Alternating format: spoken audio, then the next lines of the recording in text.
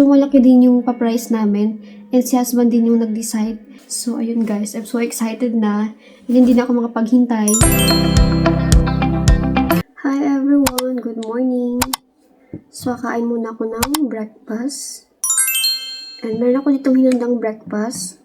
Yung tawag dito guys sa Latvia is pelmeni. Pero dito sa Netherlands, hindi ko alam. Ilalagyan ko siya ng sour cream. So, ano siya? From Germany. So, ito yung itsura niya, guys. Ito yung packaging niya. Masarap siya. Yung palaman niya is meat. Tapos, lalagyan mo siya ng sour cream. Yung sour cream, guys, hindi siya matamis.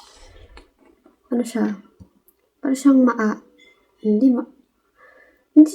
siya sobrang alat. Basta, hindi siya matamis yun. Kain tayo, guys. So, ito yung itsura niya. Papakita ko sa inyo yung laman. Uy. Ganyan siya.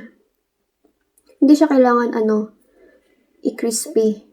Kasi, madali lang naman tumaluto. Ito palagi yung kinakain ng mother-in-law ko sa Latvia. Dati, nung pagdating ko sa Latvia, pinatikim ako nilang ganito, tapos yung may sour cream. Hindi ko nagustuhan. Hindi siya masarap. Pero habang tumatagal, sumasarap na siya.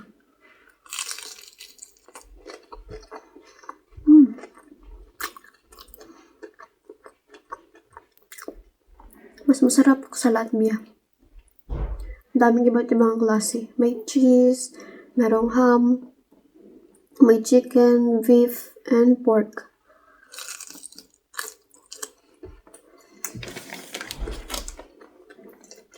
Ito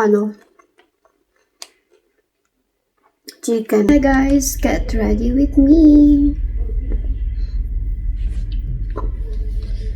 Yung una kong gagawin is mag skincare tayo. Kasi nga mamaya lalabas ako kasi today is Black Friday.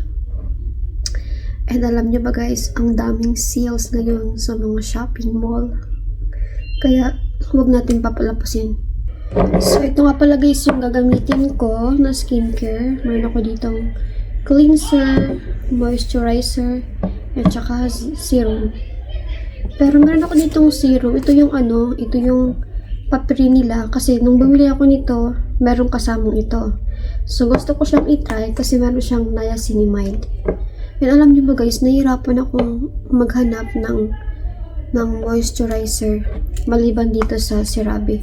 Kasi nga kapag malamig, sobrang lamig, yung skin ko nagpipil.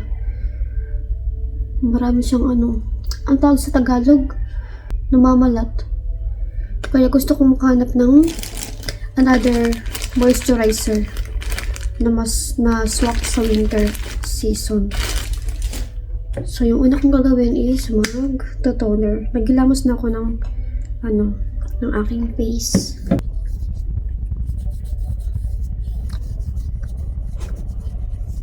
So, tapos na ako mag-cleanser. So, lalagay ako ng serum.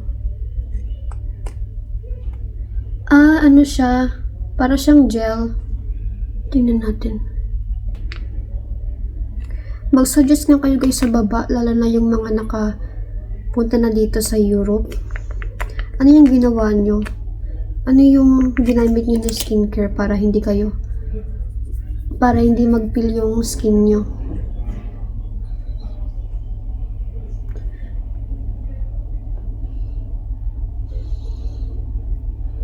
Iba yung amoy niya, hindi ko ma-explain. Ano din siya, parang siyang ma-oily.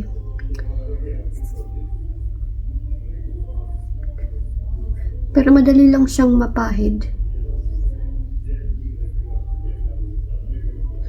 And alam niyo ba guys yung ginagawa ko kapag naglalagay ako ng serum? Minamassage ko yung mukha ko, ginaganito ko siya. Ganyan, pataas. Para hindi maglaylay yung dito. Kasi nga tumataba na ako guys. Sa dami ng kinakain ko. Dati nung nasa Philippines ako, palagi akong nag-workout. Nung kasama ko na si husband, tinamad na ako. Kaya alam niyo ba, tinatawanan namin yung isa't isa kasi nga, nung hindi pa kami magkasama, hindi kayo mataba, mapayat kami. Ay, hindi naman as in payat, like, hindi malaki yung tiyan, ganun. Pinagtatawanan na lang namin yung sarili namin. Kasi nga nung nasa Philippines ako, si husband talaga yung nag-engganyo sa akin na mag-workout. Ginaganito ko lang siya ng mga about 1 minute to 2 minutes. Effective siya, guys. Gusto kong bibili yung tools na ginaganito. Yun, bibili ako nun. For me, guys, itong serum na to, siya, nice. Hindi siya malagkit sa muka. And mabilis lang din siyang matuyo. And hindi siya mabigat sa muka. Yeah. So, lalagay muna ako ng lip balm. Kasi nga dito, kung wala kang lip balm, super dry yung mo, labi. Then next, maglalagay ako ng moisturizer. Pero gusto ko tong palitan ng another brand.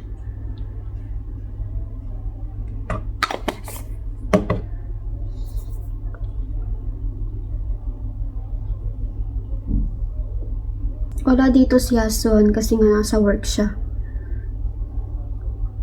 Nag-start siya kanina ng 7. Hindi niya ako pinasama.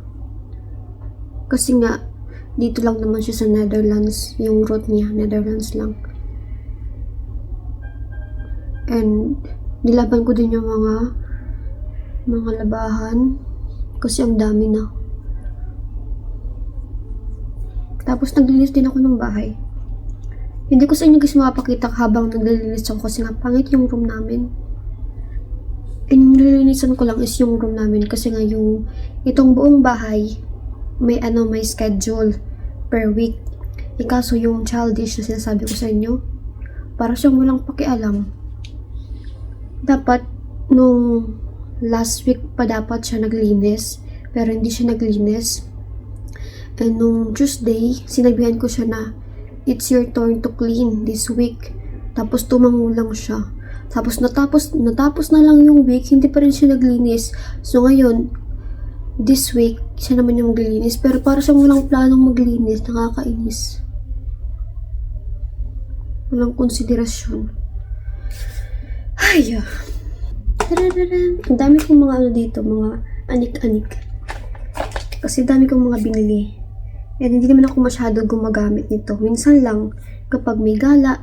Pero kapag sumasama ako kay husband sa work, walang ayos-ayos. Mag-ano tayo? Ito yung ginagamit ko. Shiglam.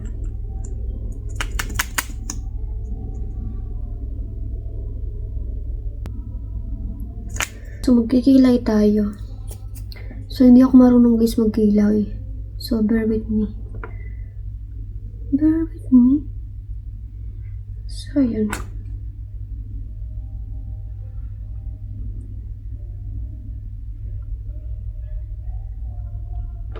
So, ganyan lang. Drawing lang. Konting drawing.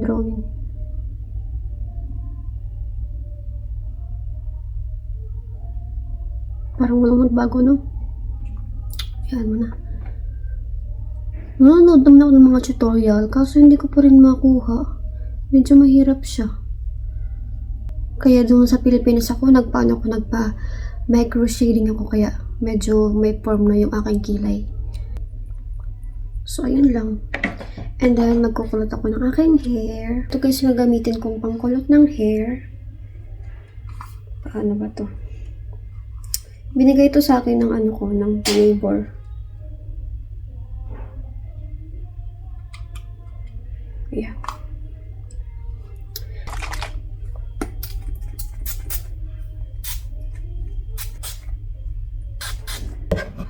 Huwag niyo akong i-brush. Okay.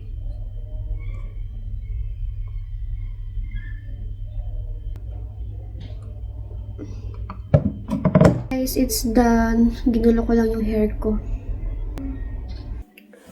So guys, let's go na. Pupunta tayo ng Primark para mamili ng mga susuotin ko pang winter. Lalo na medyas. Kasi sobrang lamig. Yung ordinary na medyas, hindi siya pwede sa winter kasi nga lalamigin yung paa mo. And hindi siya maganda kapag nilalamig yung paa mo. Yun yung sabi ni husband sa akin. So, suot lang ako ng bonnet hat. Kasi nga ang lamig sa labas.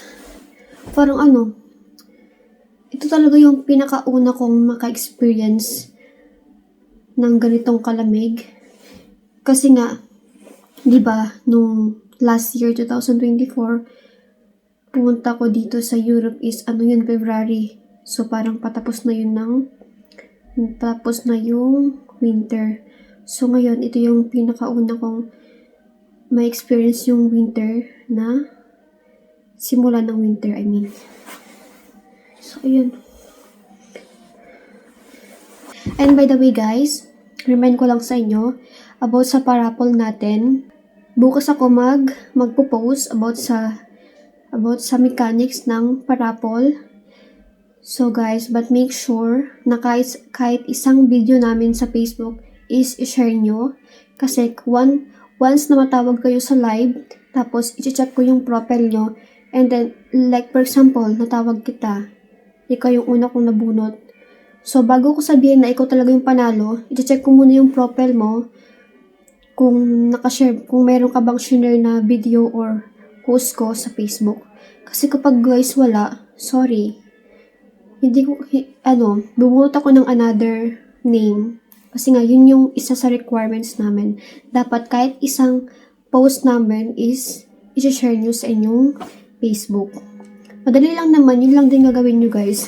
Kahit isang video lang, basta meron kayong i-share ng mga videos namin. Para qualified kayo. Kasi nga, sayang guys, kasi na medyo malaki din yung pa-price namin. And si husband din yung nag-decide kung magkano yung papanalunan nyo. Lalo na yung first winner. So, ayun guys. I'm so excited na. And hindi na ako makapaghintay. So, yeah. Good luck to everyone. So, let's go guys. So guys, pupunta muna ako ng Primark. And maulan nga. Nagpansin ko din, parang kunti lang yung tao. Oras pa lang kasi ngayon is magti-12 pa lang. Kaya siguro kunti pa lang yung tao. What is there? Oh, it's a theater. And there is the Primark. Pasok na tayo, guys. Ito ka lang ko ng bus. Ng bag. So, guys, kakauwi ko lang galing ng Primark. And hindi ko na sa inyo pinakita kasi nga wala akong malagyan ng phone. And kung pipilitin ko pa, baka mahulog yung phone ko and mabasag. Kasi phone lang yung gamit ko sa pagbablog. So, ayun nga. And then, dumaan din ako sa milk tea. So, bumili ako nitong milk tea. Chocolate flavor. Dito sa baba, mainit pa. Tinanong niya ako, hot or cold? Sabi ko, cold. So, ano nga ba yung mga pinamili ko sa Primark? So, nagdala lang ako ng bag kasi nga, para hindi na bumili ng bag. Bumili ako ng warmer socks. Kunin natin yung gunting. Kasi nga guys, yung mga medyas ko is mga maninipis. So, kailangan ko yung medyas na warm. Kasi nga yung manipis, hindi siya enough para sa ngayong weather. Dapat talaga kahapon pa ako namili. Kasi nga kahapon, maaga kami natapos sa work ni husband. Kaso, paglabas ko, sobrang lamig. Hindi ko kayang maglakad. Uy, sorry. So, dalawang pair na yung isang Nabili ko to ng 4 euro. Mura lang guys sa Primark. Maganda siya, malambot. So, ito yung una kong nabili. And then, another one. So, iba siya.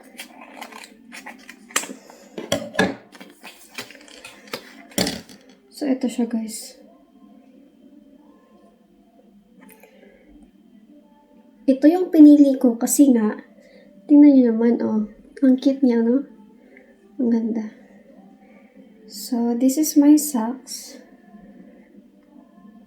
So, bali, meron akong 4 na socks for winter. And then, bumili din ako ng gloves niya kasi nga yung binili namin na gloves sa Action, madaling masira.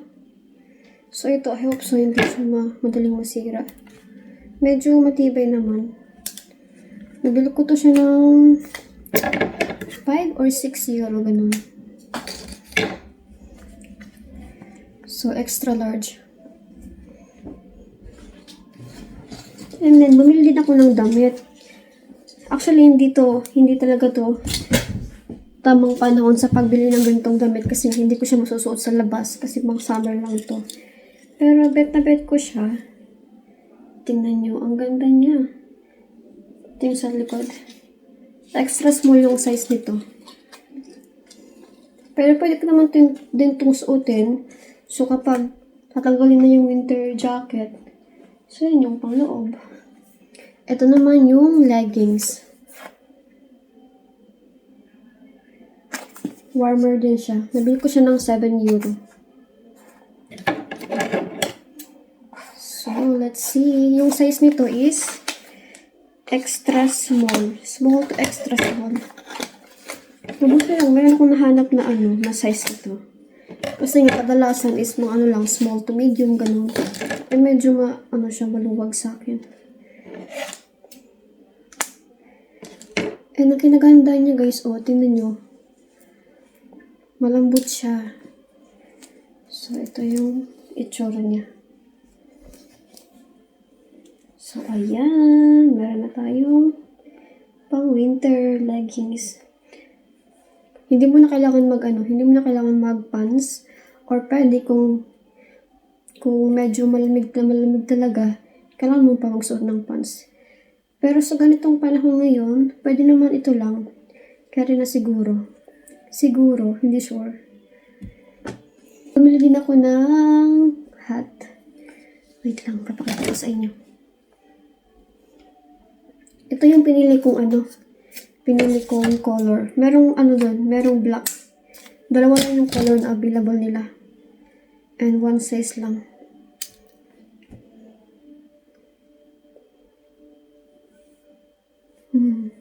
Sino ka dyan? Maganda to suotin kapag merong snow. Pero pwede ko din siyang suotin kapag pupunta kami ng work. Tingnan niyo, ang ganda. Very smooth. So, ayun. And then, itong sport short.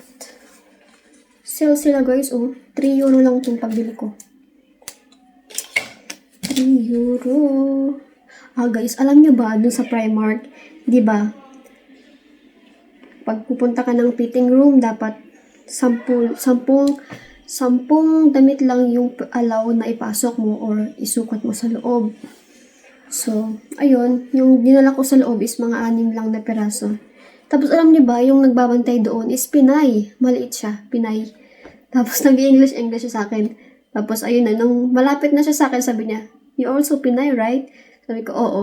Tapos ayun, nag-usap na kami, siya, Bisaya.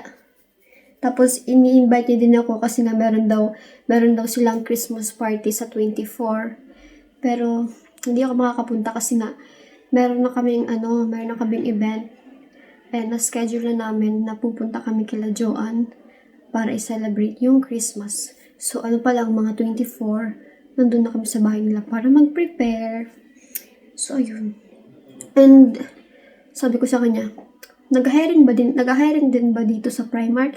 Sabi niya, oo, pero next year pa. Tapos sabi ko sa kanya, ikaw lang ba yung tatrabaho dito sa Primark na Pinay? Sabi niya, hindi, 3 kami. Dalawa sila, 2 babae, tapos isang Becky. So, yun. Sabi niya, din siya, mag 1 year na din siya dito sa Netherlands. Nakapangasawa siya ng taga-Romanian. Tapos nag-message Minessage ko siya sa sa Facebook para mag-usap kami. And lastly is itong jacket. Baka guys mapansin nyo, kagaya siya ng jacket ni Joanne. Kasi nga nung pagpunta ko sa kanila, nagandahan ako sa jacket niya. Yung color is white. And sabi ko, gusto ko din bumili ng ganyan na pareho sa'yo kasi nga ang cute. Tapos din, warm.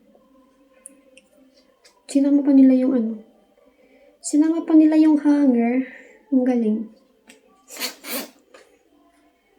Nakalibre na sa hanger. So, yung size nito is size small. Bakit kaya hindi patanggal? So, sukatin lang natin. Hindi ko to nasukat kasi nga, nung papunta na ako ng cashier, nakita ko lang to. Nag-iisip-isip ako, kukunin ko ba or hindi? So, ayan. Napakita ko sa inyo.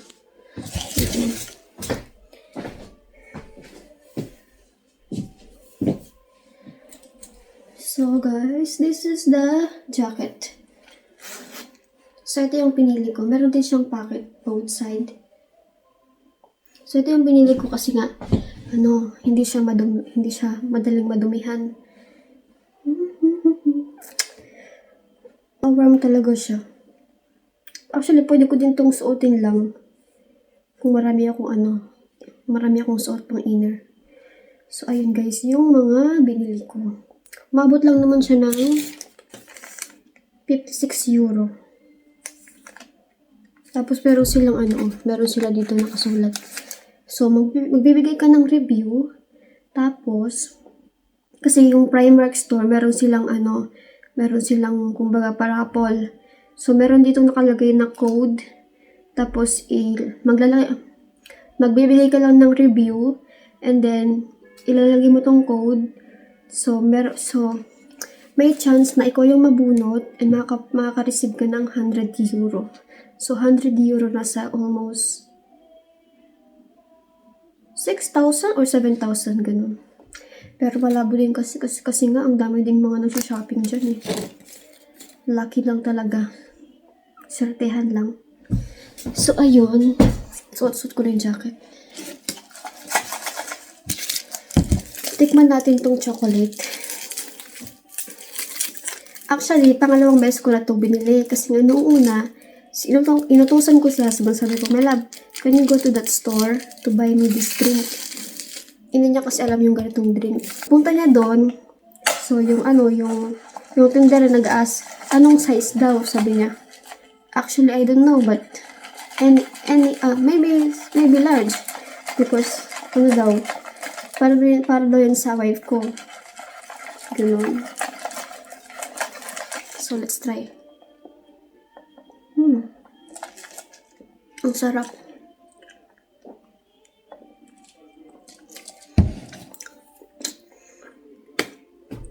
So, ayun guys. Maya-maya magluluto ako ng pasta. Kasi meron kami ditong pasta na binili namin sa Germany. So, yun yung lulutuin ko.